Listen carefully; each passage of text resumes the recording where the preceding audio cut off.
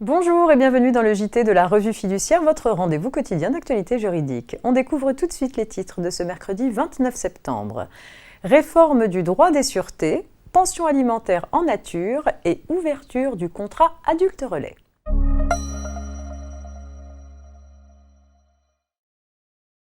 Au terme de travaux associant ministère de la Justice, universitaires, professionnels et acteurs économiques, le gouvernement a adopté le 15 septembre dernier une ordonnance portant réforme des sûretés.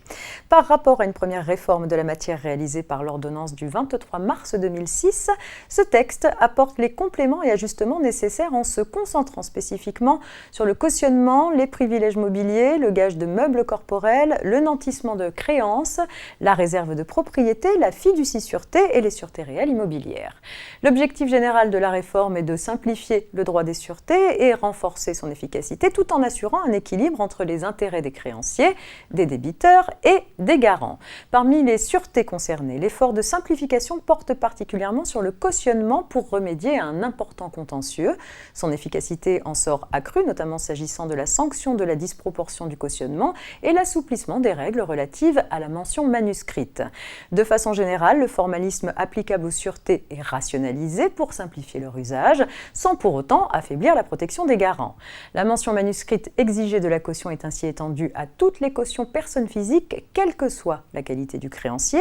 Exemple d'un formalisme protecteur également renforcé pour la sous-caution ou le constituant d'une sûreté réelle.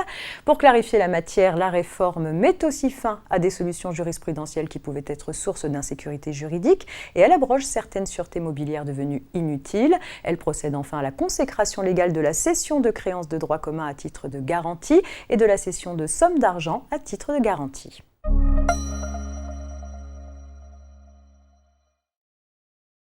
Les pensions alimentaires versées au titre de la contribution à l'entretien et l'éducation des enfants mineurs doivent être comprises dans l'assiette de l'impôt sur le revenu dû par le parent qui en bénéficie, quelle que soit la répartition du quotient familial entre les parents.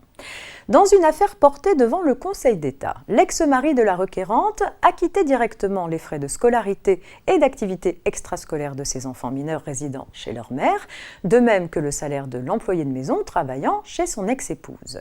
Cette dernière bénéficiait par ailleurs de la jouissance gratuite du logement familial détenu en indivision avec son ex-mari. Il a été jugé qu'au même titre que les pensions alimentaires versées en numéraire, la pension alimentaire réglée en nature sous forme de prise en charge directe des dépenses d'entretien et d'éducation est imposable dans les mains de l'ex-époux qui la reçoit.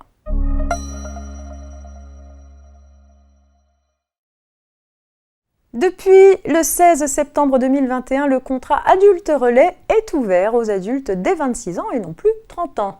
Pour rappel, ce contrat, qui est notamment réservé aux associations ou aux organismes de droit privé chargés de la gestion d'un service public, ouvre droit à une aide financière pour certaines embauches en CDD ou CDI. Ce sont les embauches de personnes sans emploi ou bénéficiant d'un contrat d'accompagnement dans l'emploi et résidant dans un quartier prioritaire de la politique de la ville pour exercer des missions ciblées sur l'amélioration de la vie des habitants qui sont visés. C'est la fin de ce JT. Excellente journée et à demain.